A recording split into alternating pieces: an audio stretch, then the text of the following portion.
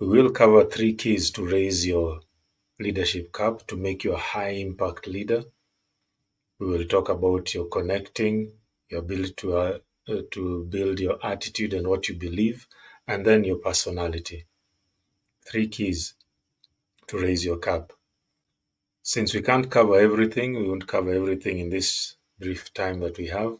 At the end of this session, I will be able to give you information on how you can be able to get the rest of the information and the rest of the uh, content that we'll not have covered. All right, let's start.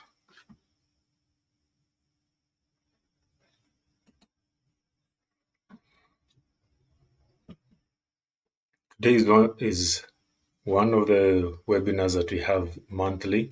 We do this every month, about the third week of every month, third Thursday of every month, where we come together and cover different aspects of leadership and growing yourself, developing yourself as a high class, high quality leader, high impact leader who will lead a high performing team. So, John Maxwell has a saying that goes, everything rises and falls on leadership. Everything rises and falls on leadership. This has been proven over and over in my life, as I've seen every time that I raise my understanding, raise my implementation of leadership. Also, everything around me changes.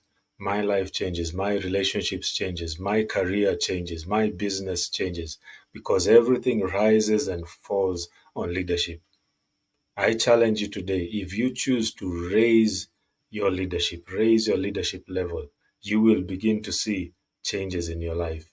If you choose to, to want to see growth in an area in your life, take the opportunity to learn a leadership skill in that area, and you will see growth in that area, because everything rises and falls on leadership.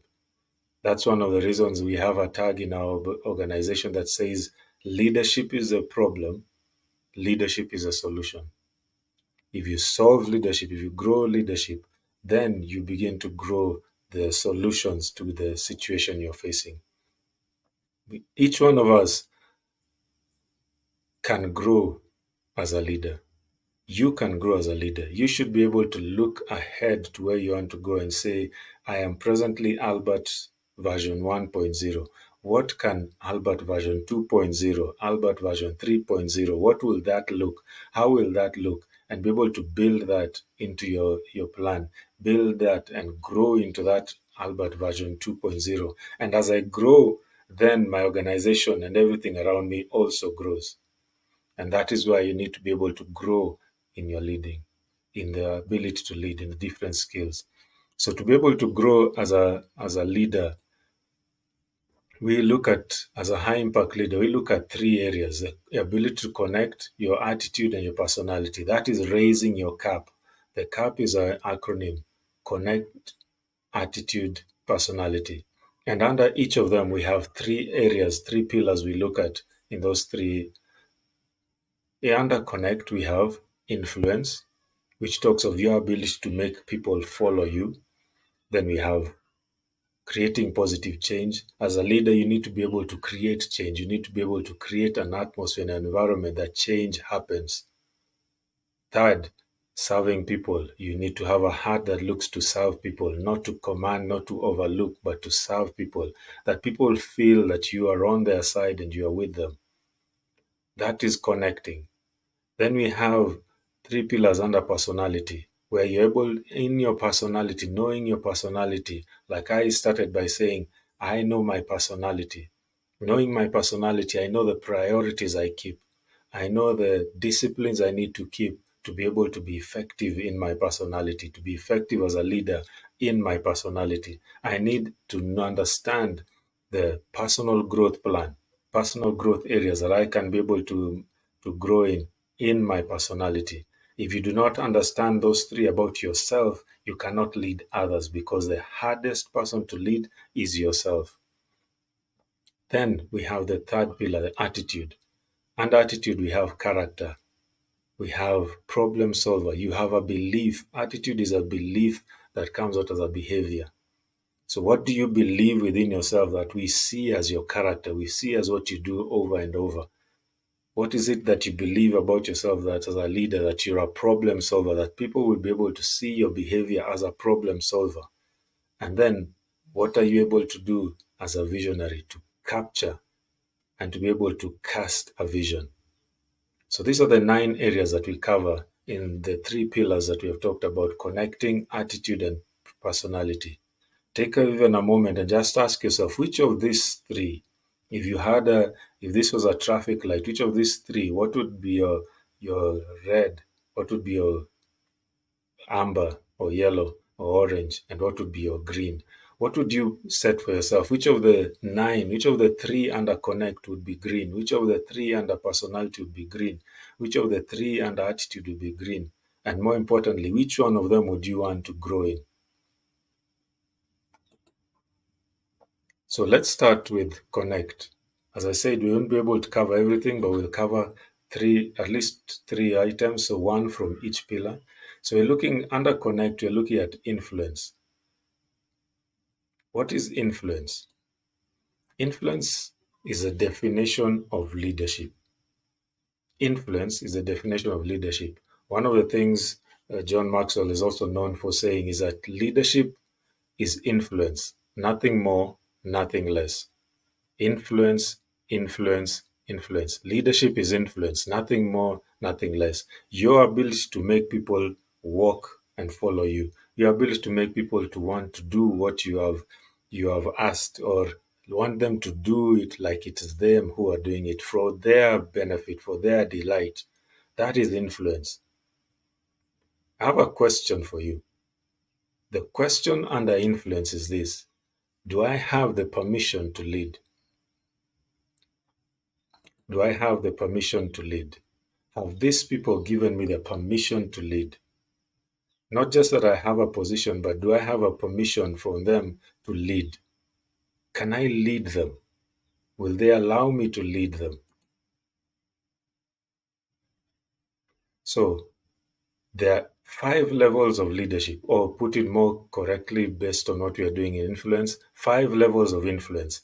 Each level has a different level of influence that you have over the team. And also, these are different levels of permission that these people have given you to lead. At the bottom, we have the position, which are the rights. People follow you because they have to. They don't have to give you permission. They are required to follow you because you have a position, you have authority, you have a stake over their literally over their life.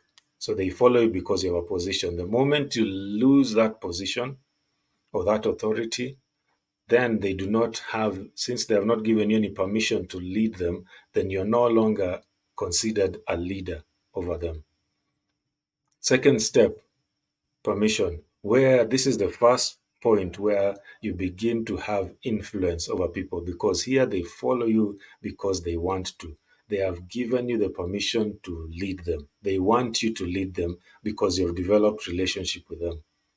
Then the third part is production. Here they give you permission because they have seen what you have done for the organization. They have seen the results that you produce, and they see those are the kind of results they want to be associated with. So they give you permission to lead them so that they can also have those kind of results and be associated with those results. Leadership is associated with results.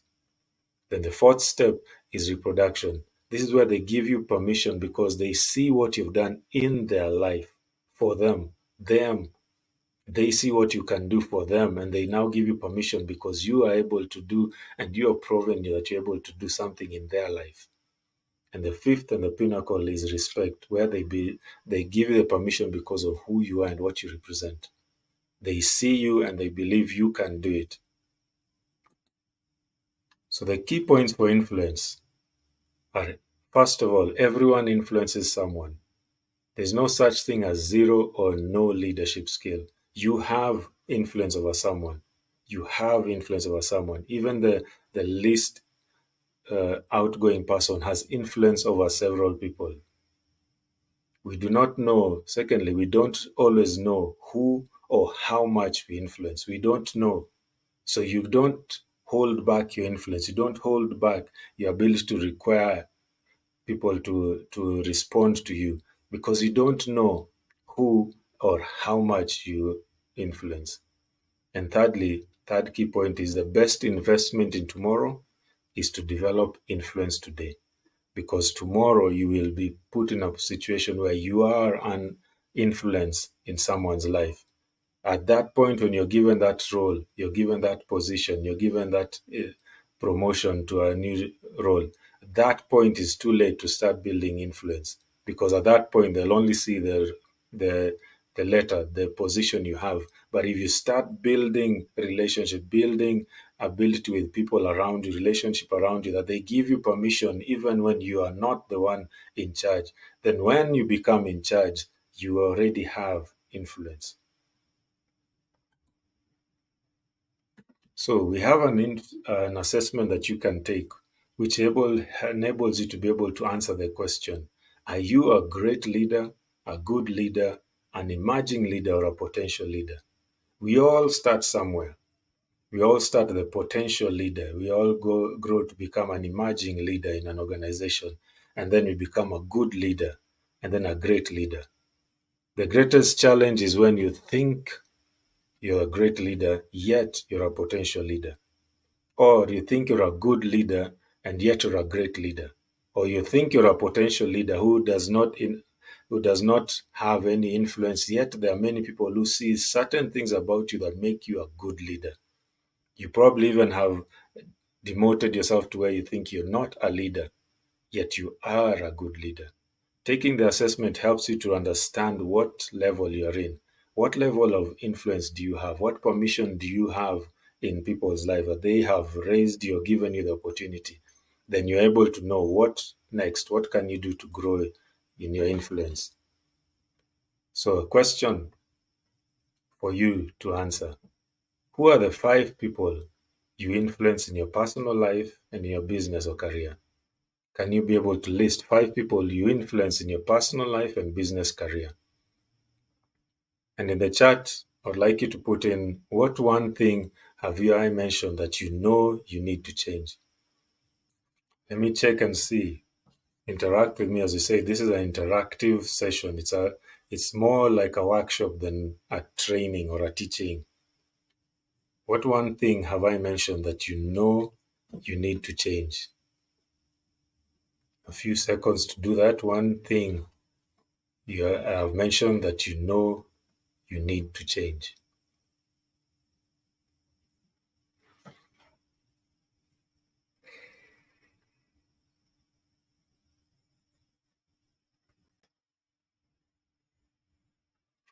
Okay, we can proceed.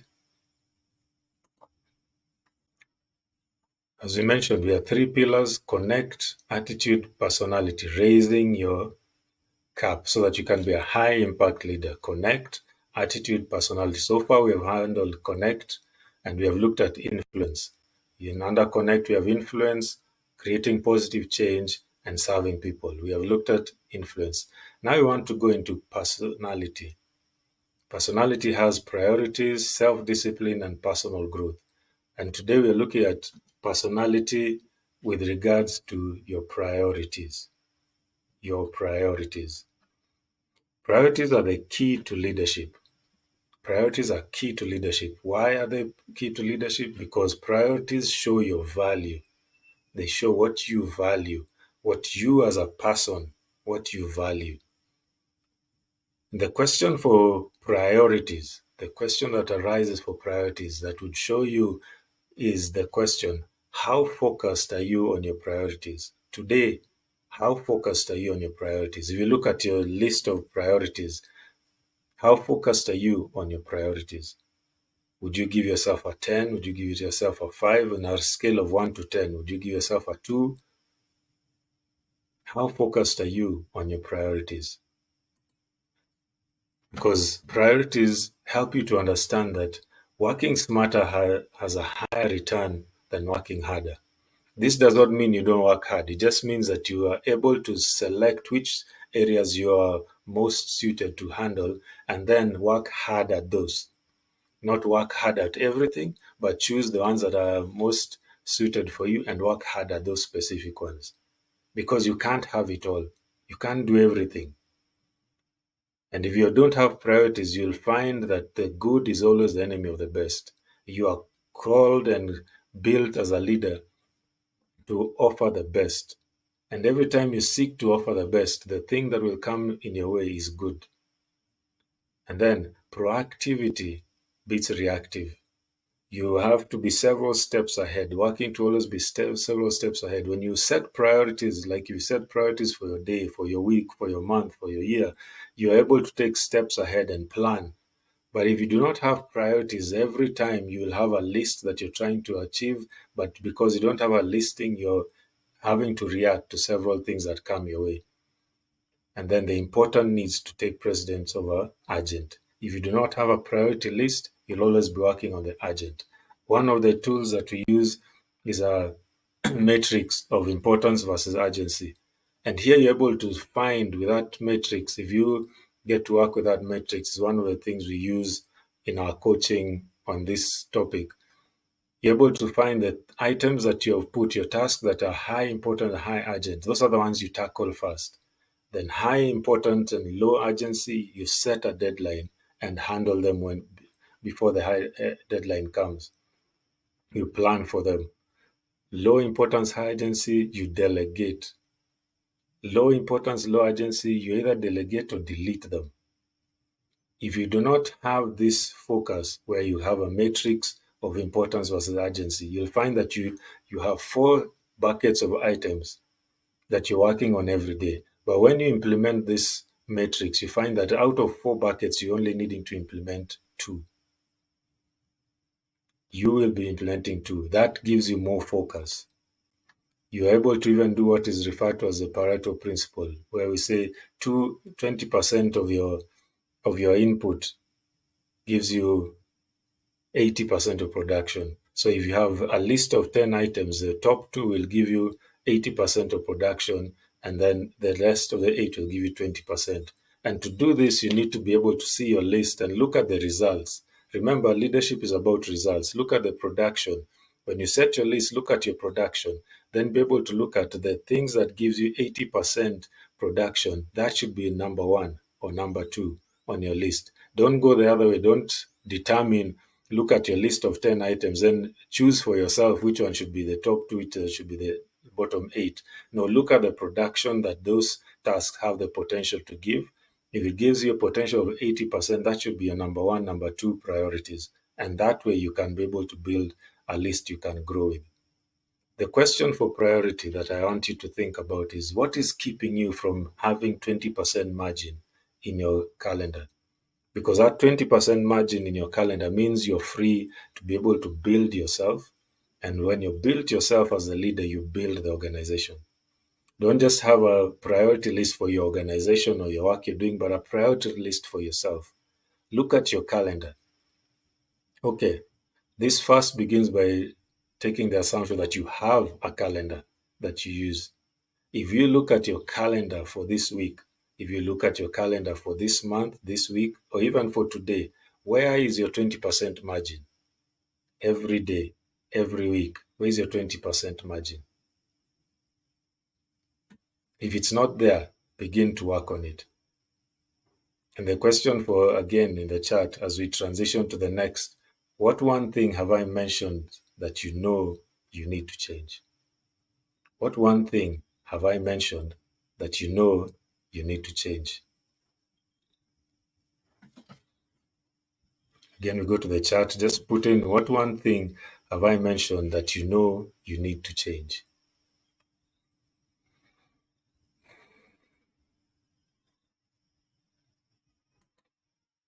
Okay, now we're in the third aspect of raising your leadership cap to be a high impact leader. We have talked of connecting, the connect pillar. We have talked of influence, and then we have as well creating positive change and serving people. We have looked at the personality pillar and talked of priorities, and we still have self-discipline and personal growth. Now we go to attitude. Attitude, where we talk about your character, we talk about problem solving and vision. Today we are going to look at character. Character is the foundation of leadership. the foundation of leadership. The foundation means that's where the building of leadership, your leadership is built on character. What do people believe? What do people see when you are interacting with them as a leader? The question for character, just as we had questions for the other two, the question for character for consideration is, what are your non-negotiables? What are these non-negotiables for you? What are your non-negotiables as a leader? Do you have non-negotiables? Take a time and list, what are your non-negotiables? What are the things you cannot do, you will not do, you will not pass that boundary, you will not do this, you will not. What are the things that cannot be taken from you as a leader? What are the things that cannot be brought to you as a leader? What does the team know that you can't stand that? You need to have non-negotiables if you're going to stand at character. Some of the pillars of character that we talk about as well is that you need to be able to value people. Your character shows your ability. Your character is seen in your ability to value people. Being able to walk into a room and people feel valued around you. They feel that you have a 10, as we say, putting a 10 or a 10 on someone's face, that they feel you have started with them at 100%.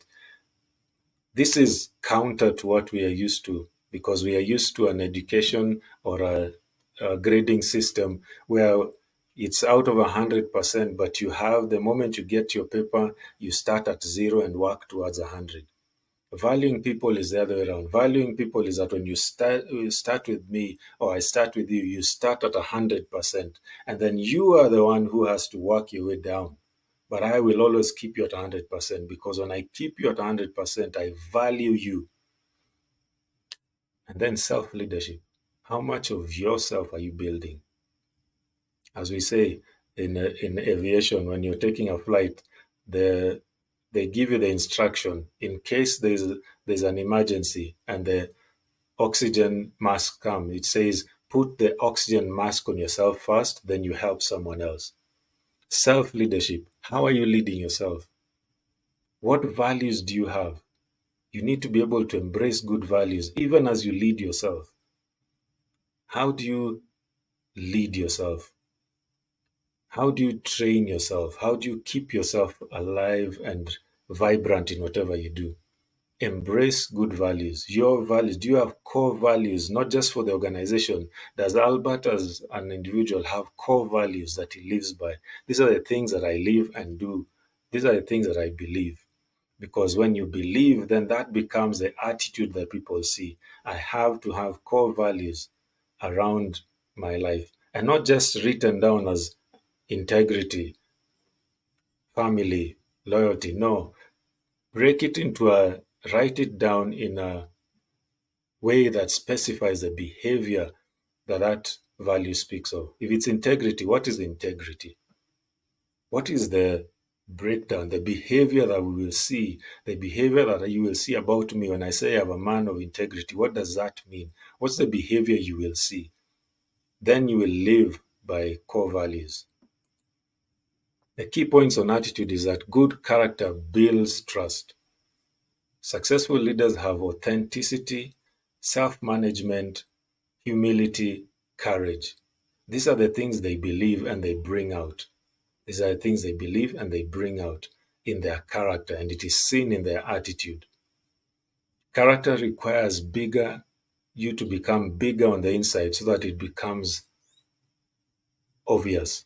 When you become bigger on the inside and you're bigger on the inside than on the outside, what is inside becomes becomes visible, and people will be drawn to follow someone whose character is bigger than their behavior. So the question for attitude is, what are your core values as an individual? What are your core values? If you don't have, as now, work on them. We also have a template that can help you work on your core values. All these steps we have talked about, there's a framework for each of them that we can be able to give you, starting with the assessment and now with the different aspects that we have covered. And then now we're going to the chart as well. What is the one thing I've mentioned that you know you need to change?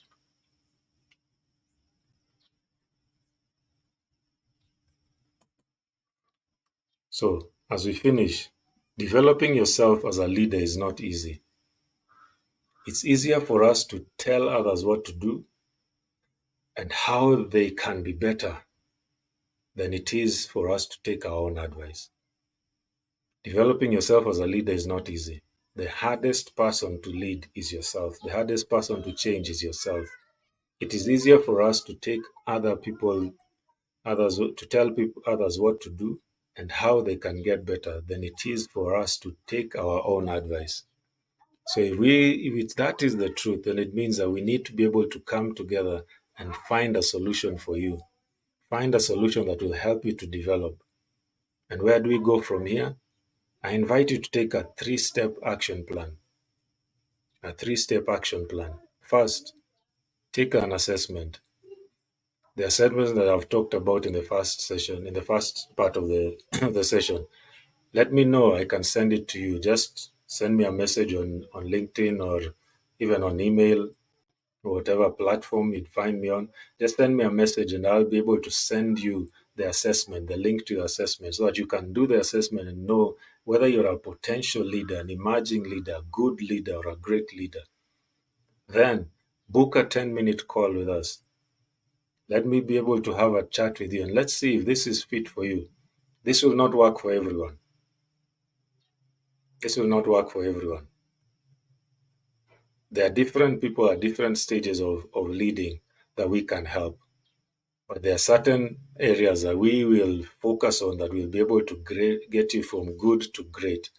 The bulk of what we do, we help you to go from good to great. So if you're not yet close to that part, there may be other options we can suggest for you to check and see. And the third step is decide to develop the leader within you. And I say decide, not choose, decide. Because a choice has options, a decision has no options. A decision is set and you're going to do it. Once you do it, we have opportunity for you either through a master class, community, and even coaching that will help you to grow and develop yourself and develop the leader within you so that you become the 3.0 version of yourself. Thank you very much for your time. As we say, we offer community masterclasses and coaching because leadership is a problem, leadership is the solution. Thank you.